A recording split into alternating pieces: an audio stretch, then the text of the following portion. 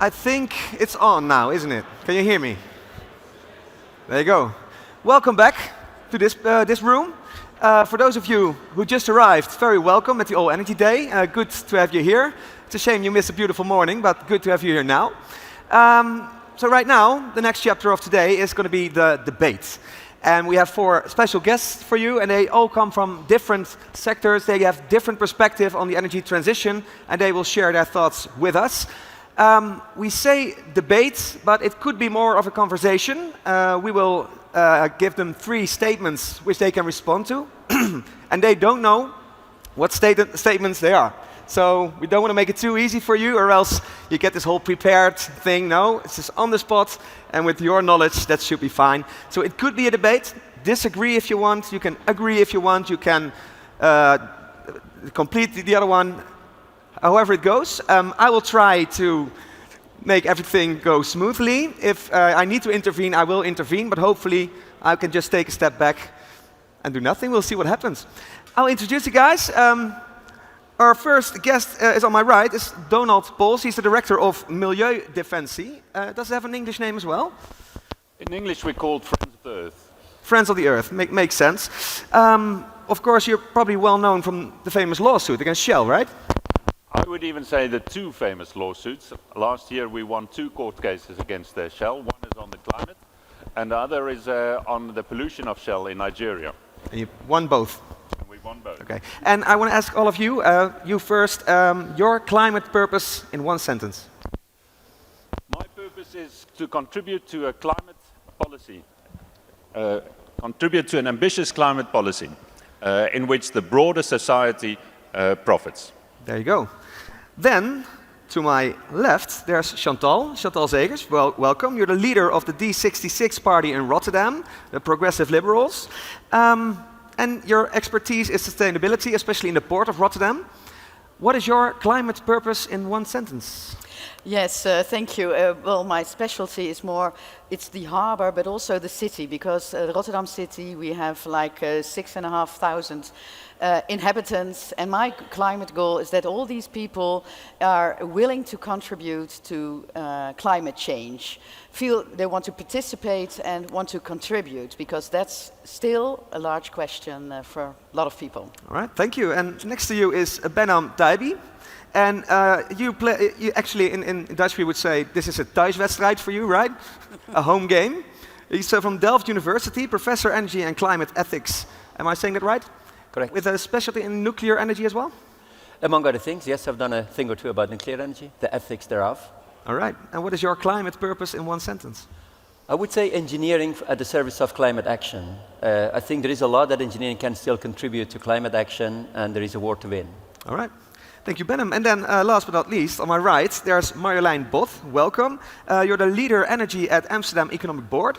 And you also worked for Shell, and your goal is to accelerate the energy transition. Maybe I said too much, because what is your climate purpose in 1 sentence? I want to build collaborations to work towards a transparent, accessible, affordable, and democratic energy system. Thank you very much. Welcome, all of you, and welcome everyone who just sat down.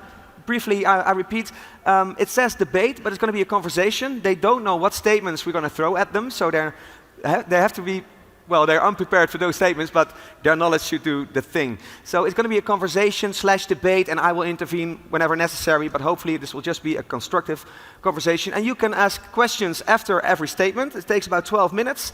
And after that, if you have a question, raise your hand. We can give you the mic, and you can ask your question, and we can answer them here. And we do 3 of those rounds, and afterwards we will round it up with a last question round. So think about the questions and listen to our guests. I think we just gonna have to start, right? Okay, the first statement is, and you can just respond to each other. You don't have to wait for me to say anything. Rich countries are not doing enough to give the energy transition a boost. Who would like to respond first? So, Marjolein? yes, a clarification question. Is that giving the energy transition a boost towards developing countries? Yes. Or in full stop? So it has to it's related to less developed countries. Exactly. Right? Okay. Yes. So, all right. Well, I think... You have an opening statement as well? No, I mean, if you look at the impact of climate change, I mean, most severely it's impacting developing world, right? I mean, with temperatures too high to live in, with storms, with no rain, etc., etc. So, as a consequence of that, I think the migration flows will increase in the next 10, 20 years. So it's a societal problem, right? So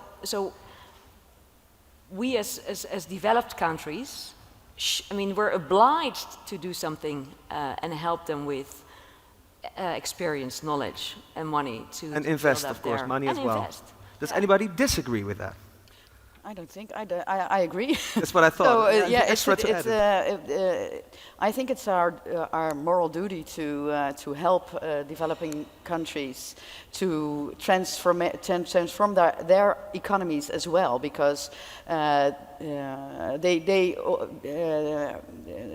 their situation, their economy is still also very much based on fossil fuels, and I understand that they want to increase their welfare, but we should help them to change their economies to a more sustainable economy. And I think we have the knowledge, the money, and the opportunities to help them in that respect, and we should do more. I agree, absolutely. I was going to say, the answer to the question is yes, rich countries should do more. Rich countries should do more in developing aid in these countries, yes. Behnam, any thoughts? I wholeheartedly agree actually with the statement. I would just want to amend it a little bit. It's not a matter of richness or poorness, but it's industrialized nation should have non-industrialized or industrializing nation, which are at a different stage of development, the well-being development, and the fact that they are very much depending on a lot of, at this moment, fossil fuel to get at comparable, not even close to what we consider acceptable in for instance, this part of the world, Northwest Europe or North America. So there is a war for win on their side, and on their end, and a lot of that comes back to also technological developments. It's indeed financial issue, but it's also a technology transfer, because a lot of new things that are being developed at this moment go behind patents and IP rights, and a lot of those things could contribute to a much better sort of ability to deal with actually the climate challenges. And I think that would be partially a political issue, but partially also an engineering issue, and we need to sort of facilitate an interaction and exchange between the industrialized nation, but also the knowledge institute of those nations, like the TU Delft, and industrializing nations who are at a different stage of development and would very much benefit from those exchanges. Donald, is Friends of the Earth, is this a subject for you guys as well? Yes, it's clear that industrialized nations are not fulfilling their commitments. Internationally, industrialized countries committed to invest 100 billion in developing countries, and they have not achieved that target. To use the Netherlands, the global average of CO2 emissions globally per individual is 4 tons per year. And the Netherlands has an emission of 12 tons per year. The US, more than 20 tons per year. So it's clear that we need to do much more. But I'd like to give that a bit of a twist. Increasingly, it's not an issue between countries, but between different income groups. 10% of the richest individuals in the world, and a number of them are sitting here, or maybe even standing here, including myself possibly, but 10% of the global population is responsible for half of all CO2 emissions. So that means that we have a responsibility, not they, but we have a responsibility to invest all of our time and our energy to work towards climate mitigation and the reduction of CO2. Yeah, so you say it's also a national issue that between different income groups there's also should be some nivellation. In some way it's progress. Increasingly developing countries also have very rich people that pollute just as much as many people in the Netherlands. Yes, and so there are 200 countries in the world. So 200 countries need to ask themselves that question. There's also international politics involved. How complicated it is to make this happen? Like we saw COP26, there were some agreements. Let me ask you, do you think COP26 was sufficient for this particular question? Anyone? No, I think it wasn't enough. The problem is that we make it so complicated. So we should bring it back to what we can do ourselves, nationally, in our policies towards developing nations. But also, I think I agree with what Donald says. We should, our own behavior, what we do, we should keep it within our own circle of influence, to mention it like that. But if everybody feels the responsibility, as I was one of my goals, that everyone should feel this responsibility for ourselves, for the future, for our children to come, to adjust our behaviors. And it's on policy, but it's also on a personal level. Yeah. So make it within your circle of influence. Okay, so we started out internationally between countries, and now we're at the individual level. It's all interconnected? Yes, I think so. I think so. It's about leadership, and it's about cooperation. And on a national level, we could implement better developing policies towards developing nations. But on a local level, where I'm active, we can do other things. And so on every level, we should seek the cooperation with each other to... Do you have an example of what you do on a local level to make this happen? As we speak now, we are currently working on a coalition to the city council. And the major problems we want to address is in the harbor. We have, I forgot the English word, walstroom, electric... Connections. Electric connections for the ships. To electrify the harbor is very important. Place windmills is something we have an opportunity, responsibility in, to green our city, to lessen the cars in the city. So we, on multiple levels, we have a responsibility as a local government to make these changes, and also to help people isolate their houses and all the energy transitions we have to make. So there's a lot of fields as a local government we can do a lot. Does Amsterdam agree with Rotterdam in this case? Well, yeah, we're working. I mean, that's my job, right? Building coalitions to move this transition forward. And I mean, for and foremost, this energy transition is a transition for our state of mind, right? We need to move from old models that will be obsolete to new models, and we don't really know how those models will look like. So it's very scary for a lot of people. Yeah. So yes, we do that. But I think what I found mostly shocking is that I read, like last week, that only 2% of the topics on the shareholder value meetings is around climate change or, broader climate issues or energy-related issues. So, I mean, that's where it starts as well, right? And these companies and those topics, if that doesn't increase, and how can we make that better? I mean, that's, I think, one of the pivotal. And BlackRock, I mean, it's a large investment company. They already said that they're going to vote against any climate resolutions stated on shareholder meetings. See, there's a lot of agreement between the four of you, so feel free to ask questions as well. That's very fine. But I want to bring another. Oh, sorry, of course. I want to bring another topic to the table. Maybe. So I think, I mean, if we look at the industrialized and non-industrialized countries, I think and we're talking about energy, and we're seeing that the system needs to be looked at it from a geopolitical perspective, from a social perspective, from a climate perspective, from a economic perspective. I think the material aspect, the critical material aspect is pretty key in that as well. For our energy transition, we need lithium, we need cobalt, and where can you find it? Mostly in non-industrialized countries. So, and we know that we don't want to get too dependent on countries that don't share our common values. We've seen that in the last couple of months. So that's something that I think should also, and I'm very curious how you feel about that. I think that's a very crucial aspect. I'm glad that you bring it up, because that's one of the aspects that is partially, we would say mostly overlooked actually in both the political debates and academic debates. It's not only actually the very critical materials like lithium that we depend on, but things like copper. There is not much in Europe. So we need to rethink, if we are going to go towards the transition as we anticipate, we need more copper, things as simple as that. And where does that come from? Well, partially from some European mines, but partially we need to rethink how we design and how we do engineering. We need to start doing things in a circular way, for instance. We need to reuse material as much as we can. So the material aspect has a broader dimension. Indeed, the critical material is one thing. There are conflict materials, materials coming from actually conflict regions. That's also another important one. The recent war in Ukraine showed that the nickel prices could also go up, could also be very harmful to a lot of engineering developments and technological development. So that is a very crucial aspect that I hope TU Delft would also pick up as an important aspect to deal with. But before we go, this question is a question about responsibility. And responsibility is important in complex issues. And your question was, are we managing to address climate change? And I'd say no. It's clear that CO2 emissions are increasing. And the reason is because we've excluded one of the most responsible parties in the international negotiations, and those are multinational companies. Multinational companies are not regulated by the international agreements, are not regulated by national countries because the laws are national.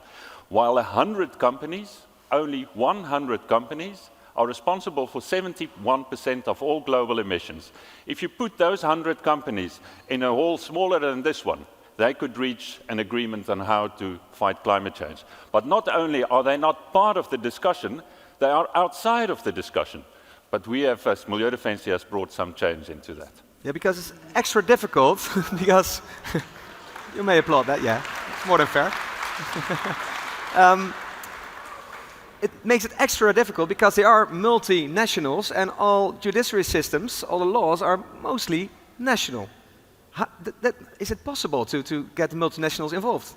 Now that question, of course, we asked ourselves. Once you recognize that you can only address dangerous climate change if you also hold companies liable, you have three options. You can base it on voluntary commitments, but a company making money off climate change will not voluntarily reduce its emissions. The second is you can design a multilateral international agreement. We don't have the time. We have 8 years to ensure that climate change is mitigated. And the third is, and that's what we've done in the Netherlands, is include multinational companies in the legal framework of a national country. And it has proved that was the closing statement, because the 12 minutes have gone by. Is there anyone with a question for any of our guests right now on this particular topic? I see some hands. Where's the microphone? We can throw it at you. Literally, it's like a ball. Don't be afraid. Oh, there it is. I saw a hand right there. That's hidden, by the way. Give him an applause. Yeah. One of the organizers of the event. That's your question. Yeah, can anyone hear me? Especially for Donald, because you're saying, well, the companies are doing the emissions. If you think about what John F. Kennedy said, he said like, as not what your country can do for you, but what you can do for your country.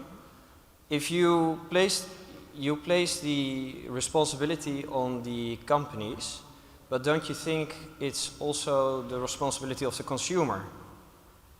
Donald? Yes, it's clearly also the responsibility of the consumer. And we are already taking our responsibility.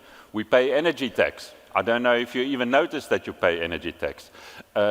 We install solar PV. We vote for the correct parties. We use the bicycle or a public transport more often. But most importantly, and I want to repeat that, is we pay our energy tax that is used to invest in the energy transition. That question that everybody should take responsibility should also be applied to multinational companies. And they have been excluded. They should also become part of the global effort to address climate change. Behnam, you had something to say about that?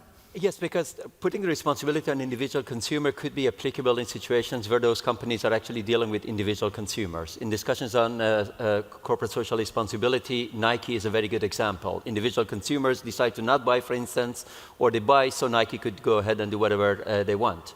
But there is also two other very important groups of companies. Those are companies that are in the B2B relationships, business to business, and to B2G relationships, business to government. So an individual consumer has very little to say regarding, for instance, what kind of gas contract would you accept as a national government with a company. So I think a lot is actually to be fixed also at that level.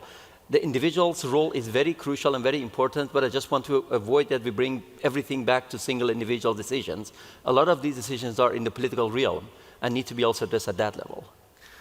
Thank you. We're on a strict schedule, so I'm going to go to the next statement, but it's kind of like where the conversation was going already, so that's a nice bridge to the next one. I'm just going to read it out. It says, the polluter pays principle should be applied in the air. Of course, a plane ticket is as cheap as it could be right now. I can imagine all four of you agree on that one, but I'm curious about your individual thoughts on this. Chantal. Yes, well, I agree. Flying is still very cheap. Amazingly cheap, and that should change. That's our Dutch D66 point of view. And not only that, I think we should improve the rail facilities, so that people should take the train instead of the plane. People would like to go on a holiday, so that's okay. But we should increase prices, the taxes, the actual pollution they produce should be priced, and that's not enough the way we do it right now. All right. Marjolein, you have something?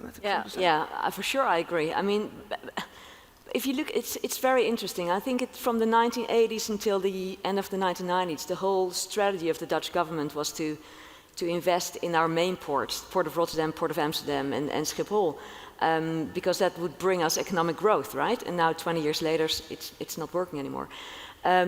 So I think for sure it should be paid by the person who's taking the flights. And there's more.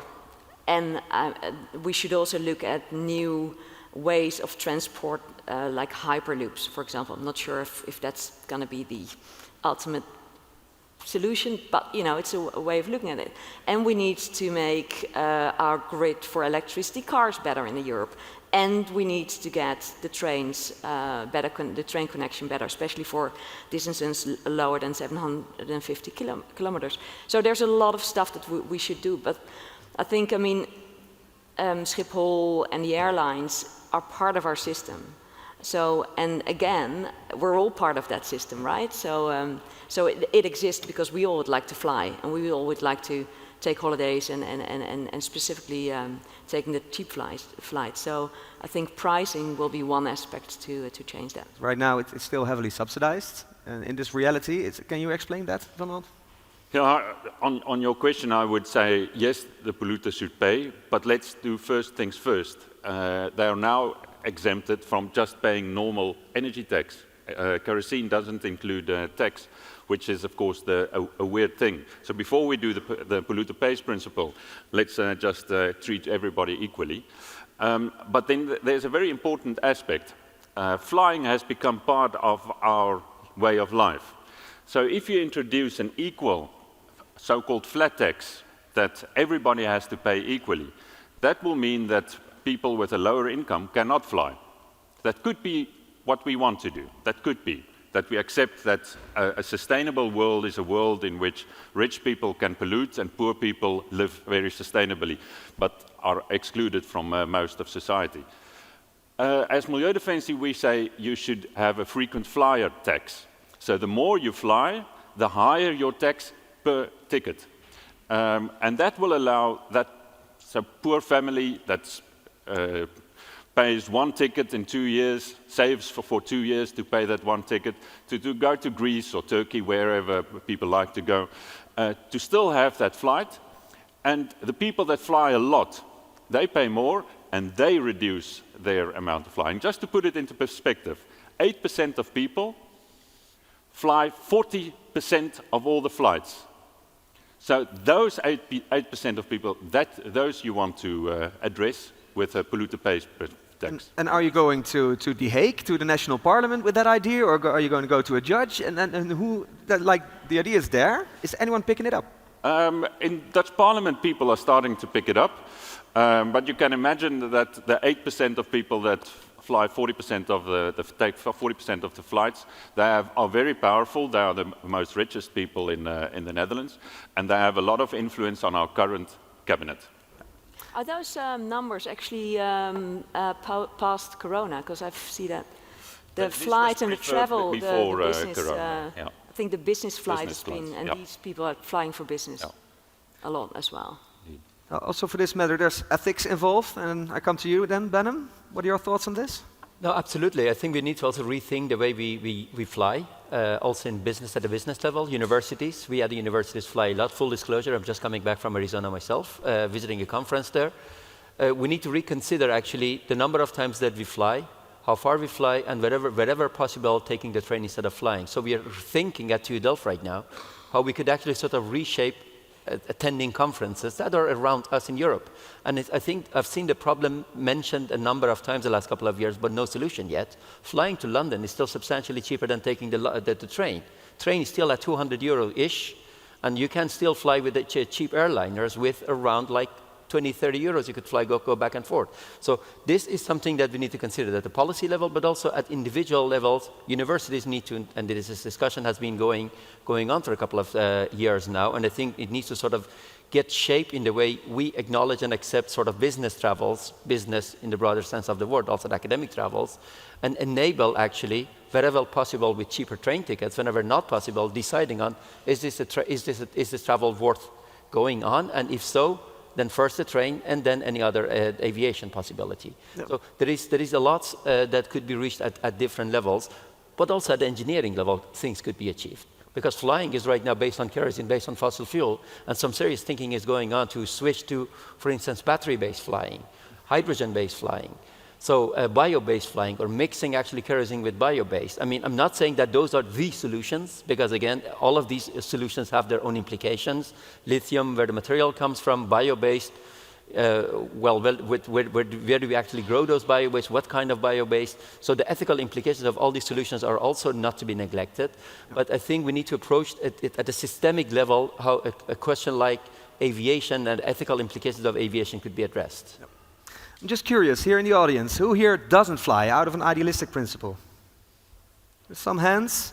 Who here does fly but feels a bit of shame? Yeah?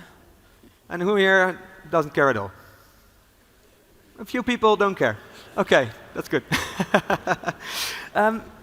Anyone else wants to add something to this conversation right now? Well, as we see in the audience, I think a lot of people feel these shame of flying, and that's the responsibility we earlier talked about. And I think on a consumer level, we should take our responsibility as well. So take a train and take a bike. Well, for flying, it's not a very good alternative, probably. But as you say, when you go to London, or use the digital Zoom meetings instead of flying, think differently on how to connect with people all around the world. So I think that's definitely important to look at ourselves as well. A bit of the same conclusion as just now, like it is on an individual level again, it is on a national level, on a multinational level, because European railroads... I want to provoke you a bit, and I would say it's not an individual issue. All right. I'm going to make the statement, there's no single individual in this world of almost 7 billion people that can save us from climate change, not one. So it isn't an individual question, it is a societal question.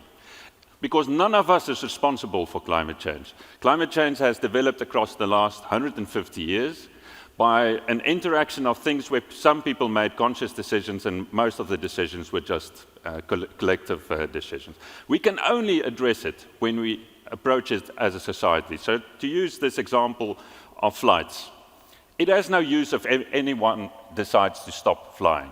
What we need is that government decides that we stop all the flights from the Schiphol to Brussels. It's ludicrous to imagine that at this stage, faced with a global crisis, it's still possible to fly from Schiphol to Brussels. It's still possible to fly from Brussels to Paris, and from Paris to London. We have trains. The only institution that can stop that is the government, and we should take our responsibility to push government to take their responsibility. I would like of course, you can respond. No. You may obviously respond to Donald. Yeah, because I agree. It's all, of course, the big changes come from institutions, and they have to change. I agree fully. But as long as we don't take our own responsibility in the way we vote, as you said yourself, but also all these institutions consist of people being individual. And I speak with leaders of big companies who feel the personal responsibility to change, which is also leadership is an individual quality. So I think don't rule out the individual. That's my point. You agree, Donald, or a little bit? The issue I'm pointing to is the fact that we are not equal in our impact, and that we should always look and push towards those with the most responsibility. And of course, I refer to the fact that government as an institution. But even on an individual level, your impact is different than the impact of the CEO of Shell.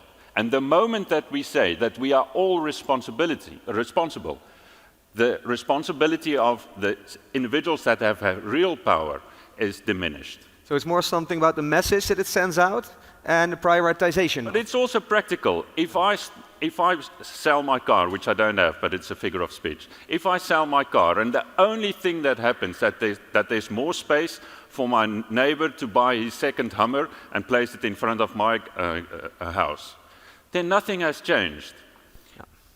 No, but I think it's too easy to say it's just the institution, right? I think even if it's not equal, even if the impact of our behavior is not equal, we shouldn't let go of that responsibilities. It's so hard for people just not to eat meat for 1 day a week, right? If you can start with those small things, I think that will make a big change. Notwithstanding that we shouldn't hold the enterprises accountable, but we definitely need to look at ourselves and our own. I was going to say, there's only one way to solve this. Behnam, you can close this deal right now. Glad that you're referring to academia like that. I think the international negotiations about climate change, climate policy is based on the notion of common but shared responsibility. It's a common responsibility of us all indeed, but I think I agree with Donald here that it's the level of responsibility of different individuals within a country, but also internationally is substantially different, because it very much depends on your level of pollution. If you're a frequent flyer, you have a substantially different responsibility than if you're a student that could barely fly once per year, to bring it back to actually the proposition here at the table. So I think common but shared responsibility as a leading notion for international negotiations is a very valid one, it's a very helpful one, but also within the country, it is a common but shared responsibility, and different individuals have different responsibilities. Can we settle it like this? I remember as a kid in the 90s, there was a very famous commercial, like a better environment starts with yourself at the individual level. That's what you guys are saying. You guys are saying no. That's not what I was saying. That's not what you're saying? No, okay. I did, because let me put it like this, another statement. Do you agree? And.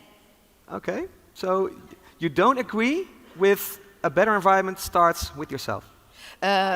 You should take responsibility, but I agree that the responsibility of a common individual like myself or ourselves is completely different than the responsibility of a CEO who has to think about his whole corporation. But you should not rule out the power of individuals. That was my... But you say it starts at the companies, the multinationals and the government. That's your statement. It starts with those with the most power. So in the Shell case, we defined a number of criteria in which you differentiate responsibility, because that is the essence. You should differentiate responsibility. If you do not differentiate responsibility, a poor single mother living in a rented house has the same responsibility than the CEO of Shell. That is impossible. We clearly understand that that's impossible and unfair. So then, if you differentiate, the first is the amount of CO2 you emit, the possibility to reduce your CO2, and the knowledge you have of the fact that you're contributing to a problem. And the moment that you include those three criteria, then we are not all responsible. Some of us are more responsible than others. Right. Final statement, Chantal? Marjolein, I'm sorry. Well, I mean, the CEO of Shell is also a human being who's a citizen of the Netherlands. So if it starts with that person, from his intrinsic motivation, he can work towards in his role. I hope he would. Well, I hope so too. The 12 minutes have flown by. Okay. Any questions from the audience? There are some hands. Hidde, you can pick one. Especially in the back. There's one in the front. Come to you next. Yes, thank you. My question, it's basically a statement, is: should you focus on the polluter pays, or should you also focus on the protector, let's say, is paid? The carrot or the stick? yeah, basically. I think. Yeah.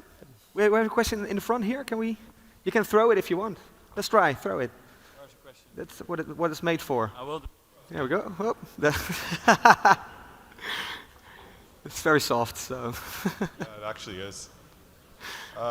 Your question. I was just wondering, like, this is a modification on the original question, but should it be the polluter pays principle should be applied in the air, depending on the reason of travel? So if, like, I'm a student and I'm going to be traveling home to Jordan, do I have to pay a higher tax than someone who's just going to fly to Jordan because it's a vacation? I think that touches your statement from I think that's a very important one. I think that's a very valid sort of a modification to the question. I wonder if it broadened the question to only in the air, to transportation. A lot of the emissions are coming from, perhaps aviation is part of that, but a lot of transportation is actually because of marine transportation. And a lot of that is very much unnecessary, actually, for cheaper stuff coming from China, for instance. So city of Rotterdam is hosting a lot of big ships coming in, and those are very substantial polluters actually right now, and some of what of that is actually very much substantially needed and what not. And I think that differentiation in the taxation policy, also taxation of individuals, but also based on the goods, would be very helpful. All right. I saw some more hands, but we have to move on to the next one. Please keep your hands in the air if you have another question, but we have to move on. We're on a strict schedule. Last statement that you can respond to is, the big tech steals our green energy. Who agrees? More of a thinker? I think I can agree. It's put there in a very provocative way, but I think I can agree with the statement, because a lot of green energy is right now being sort of shifted towards industrial applications that you could question. Goes back to the last question that we had from the audience actually. Whose application we could actually question to what extent are those very much needed or not. A lot of actually storage facilities. The recent discussion is evolved in the Netherlands about actually the storage facilities, whether that should be accommodated or not, and the political actually difficulties and complexities around that. So I think that the first sort of focus and the subsidies for green energy and the help for green energy provision should actually go more to consumer, but also the industries that we deem to be actually the necessary industries. And anything on top of that should be actually more like, I want to shift the problem to the industry themselves, to the big tech, to ensure that they could sort of create green energy on their own in a different way, and that them using green energy, I would love them to use green energy. I support actually big companies that are having those ambitions, but that it wouldn't be at the expense of individual consumers and the basic needs of an individual country. Chantal, it's a typical example of local politics, like big data centers being built, and it's actually the municipalities who decide about that, right? Yeah. Well, in Rotterdam, fortunately, we don't have enough space to place big data centers. But I think it's important, as you said, to. I think it's also a development or design of industrial design. How can we take care that the energy they produce, these big data centers, or the heat they produce, can be reused for energy, their own energy, or energy somewhere else. We have in Rotterdam the pollution, where all the pollution is burned. I forget in English how that's called.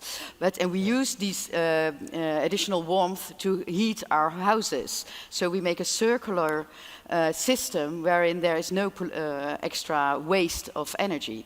And so it would be good if that would be the case at data centers as well. Can it be applied that the warmth of data centers will be used again for new energy? I have no idea. Well, that's actually a very technical question. And me as a politician, it's not my field of expertise. But as we can see in our own industry, that the heat of one industrialized environment is used somewhere else. So to make a circular system, that's possible in the Dutch harbor, in the Rotterdam harbor. So I would invite technologists to invent on this. There you are. Yeah. Donald, what I would like to know from you, you had lawsuits against Shell, against the Dutch government. Have you tried any lawsuits against one of the big tech companies, and how difficult is that to achieve? Never say never. Do you stand a chance?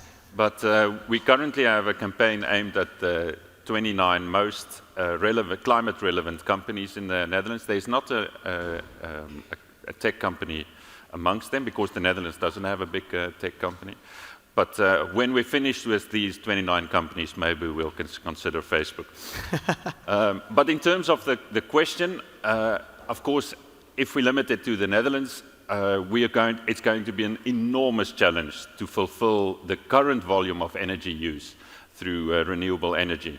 And adding new energy demand is really ludicrous. You know what they say, if you're in a hole, the first thing you should do is stop digging. Let's stop digging by adding a new energy demand.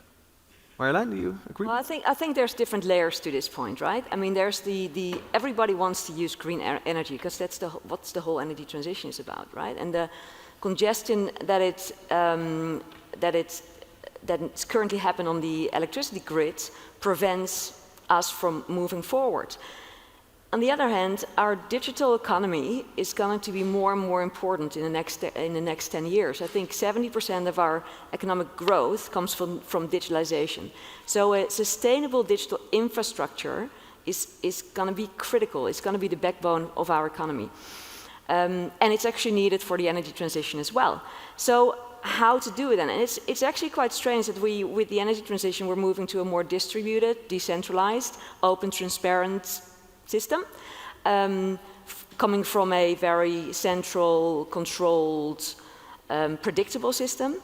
But the same system in the digital infrastructure is very central, right? We've got very central, big data centers that is doing all of our processing of data that we all like to do, because, you know, how many hours have you been on your telephone today? You know, I've been a couple of hours, and everybody.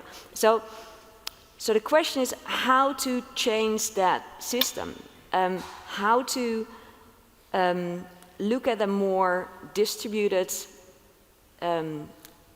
digital system going forward. Why isn't it possible to have your data being stored and processed at the place where the energy is available in a very distributed way, the Internet of Energy, right? Why can't we do that? And these are the questions that we're dealing with. We're dealing with the consortium I'm building. So it's not so much they're stealing our green energy. It's actually how we create a system that there's enough energy to help us move forward in a future-proof way. For example, data centers need to be cooled. Takes a lot of energy, so why take those data centers to the Arctic, so where there is already... Yeah, I mean, why should data center be central? I mean, there's this whole thing about energy efficiency in data centers. We're not going to make it when we grow factor 25 in the next 10 years with our data. It's not going to be enough. We don't have enough space. We don't have enough electricity. So we have to rethink the way that we deal with that. But the key thing is that we should stay here in the Netherlands, because it's going to be key for our economy. So I'm looking for you to all those great solutions. I want to look at you too, because we just had to disappoint a lot of people, and we still have a couple of minutes, so let's get some more time for some questions. Are there any questions right now? There's one here. Hidde, here in the middle. Yes, thank you.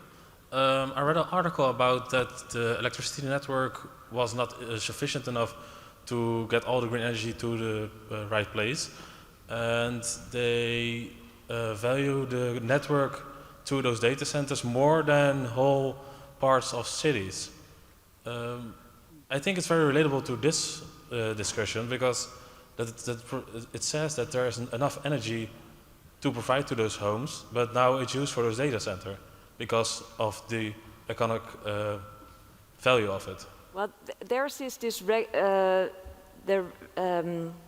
do you say it? The regulatory, the policy currently is based on the first comes, first serve. So there's no prioritization. So by law, that can happen in giving one company energy from the grid or versus another. So it just can't be, so the grid operators can't choose one to another. It's just whoever comes in first gets the first connection. Behnam? I think that should change, by the way, but that's what's currently happening. I think it would also be helpful to here differentiate between what is green energy exactly, because there is a whole discussion about sustainability of industry at large.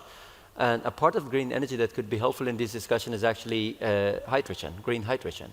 So going back to where I started actually the discussion, that it shouldn't be at the expense of individuals and countries to be able to sort of meet the climate goals. Otherwise, you're actually working against yourself. That would be throwing the baby out with the bathwater. I would argue that we could also enable and incentivize the industry to go to the more difficult sort of sources of, for instance, green hydrogen. Think about, for instance, Tata Steel, one of the biggest polluters in the Netherlands, but at the same time, the company that is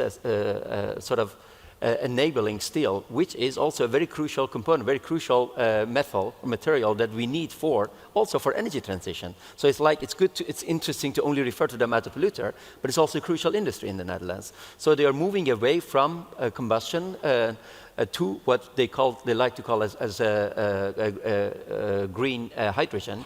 But then again, the question would be, which green hydrogen? Is that still like the things that we are anticipating in the current government goals in terms of moving to climate goals between now and 2040 and 2050? That would then be at the expense of the climate goals in the Netherlands, while green energy could also come from different parts of the world, which would be probably more costly, which would be more problematic to be able to import, but it is not impossible. So I would like to incentivize also the industries to go the extra mile and perhaps to try to bring in the green energy sources that are not immediately available to local governments, to municipalities, but also to individual citizens. Does that help a bit? Yeah, but What's your question? Yeah. Now it sounds like they have to bring their own energy with them if they want to have their data center here. I would also be very much, because the waste incinerations in Rotterdam was mentioned as an example, I think that I would like to sort of differentiate for the purpose. Waste incineration is actually societally a very important thing, and it's very good that the residual heat there goes to the sort of the city warming in Rotterdam. This is an excellent thing. But I wouldn't argue that we could enable data centers and then use the residual. So I think I would question first, why do we need a data center in the first place? And what do we need to actually facilitate such a thing? Which is at the heart of actually the current debate in the Netherlands right now. Do we need to actually host these data centers if they, and that's again in a very provocative way put there, they would steal actually other sources of green energy? If we are going to put windmills there to enable data centers, that would be, for me, actually throwing the baby out with the bathwater, because then we could easily say that the climate goals, especially because a lot of electricity needs to come for the 2040 and 2050 needs to come from wind energy. If part of that wind energy is going to additional consumers of wind energy, such as those data centers, that would be the bad way to go. Well, yeah. I think it would be the same question. I mean, we're in a country that's very internationally oriented, right? It's very trade-based. So it would be the same question as like, do we need Schiphol only for our internal travel? Do we need a port of Amsterdam? Do we need a port of Rotterdam? I mean, data centers, the digital system is very international. When we host things here for Poland, and in Africa they host things for us. So you can't say, do we need it here or somewhere else? It's just, yeah. I find it very, very difficult to. I wouldn't like to limit it in that way, but I would like to not enable, for instance, wind energy going to those data centers, because that's something that we need actually for the energy transition, for the climate goals as we now. So I would like, as the government, I would like to stop things that are being sort of put in place to facilitate energy transition as we very, very much need at this moment. And it's actually probably not enough what we're doing. If part of that would be redirected to additional purposes, that's actually digging the hole, stop digging when you're in the hole kind of a comparison that Donald was referring to. So I think it's very important to first assess the purpose of these, any additional purpose, any additional industry that is being added to the industry. And that's where I want to sort of distinguish between steel industry, which is very polluting but very much needed, very crucial industry, than a data center hosting in a country. Well, it's a subjective thing. It's not being. Do you have the facts that it says that? Like it is a subjective opinion. It's actually definitely a subjective opinion that I'm more than willing to defend. Yes, I think that's. I think we very much need to also be crucial about actually the ethical reflections on these things. And I think that differentiating between different industries would make a lot of sense, definitely for the government, who are very much in a position to make these kind of sort of differentiations. And we should make it fact-based. The facts here speak for themselves. The amount of electricity they use, where the electricity comes from, if it's actually coming from renewable energies, that are very much needed for energy transition or not. We're going to have to round up. Last statement. No, and I mean fact-based, it's all about value and what value it brings to our society. Values are at the heart of our political decision-making, or at the heart of our society. Exactly. We are actually making those value-based decisions. And I think, again, I want to bring this back very much to governmental decision making and seeing that what should actually a government in a country enable and not enable. I really don't want to intervene because we finally have a debate going on, but I think we have to round up because we're on a schedule. Thank you all so much for being here. A round of applause for our guests. Thank you.